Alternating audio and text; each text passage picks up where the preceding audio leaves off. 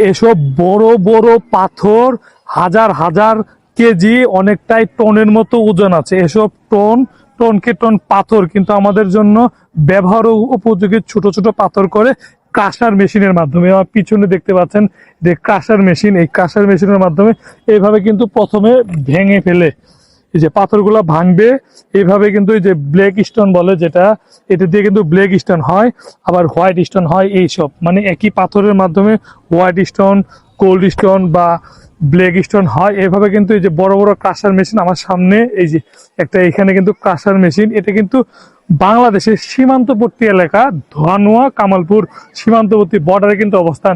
India থেকে কিন্তু গাড়ির মাধ্যমে কিন্তু এখানে কিন্তু পাথর আসে, এসে কিন্তু এসব ক্রাশার মেশিনের মাধ্যমে কিন্তু পাথর কিন্তু গুঁড়া গুঁড়া করে বিভিন্ন জায়গায়, বাংলাদেশের বিভিন্ন জায়গায় ব্যবহার উপযোগী করে। ছোট ছোট যে পাথরগুলো দেখতে পান, সে পাথরগুলা কিন্তু এইখান থেকে কিন্তু বন্দরস্থল থেকে কিন্তু বিভিন্ন জায়গায় চলে যায়। এভাবে বড় বড় ক্রাশার মেশিনের মাধ্যমে যে বড় বড় যে পাথরগুলা একটু আগে দেখতে পেলেন, সে পাথরগুলা কিন্তু এইখানে কিন্তু দেয়, দিয়ে এইভাবে চালুনের মতো এই যে পাথরগুলা, ছোট ছোট পাথর, এই যে গুড়ি গুড়ি পাথর, এখানে কিন্তু এরকম করে পাথরের যে ব্যবহার উপযোগী পাথর, বড় পাথরগুলা যেটা, এতে এই পাথর থাকে, আবার তার উপরে যে পাথরগুলা থাকে উপরে কিন্তু আবার দেয়, দিয়ে কিন্তু সর্বশেষ যে পাথরগুলা ফিনিশিং এর জন্য ব্যবহার উপযোগী করে, যে যে পাথরগুলা, এই পাথরগুলা কিন্তু বিভিন্ন সাইজের পাথর।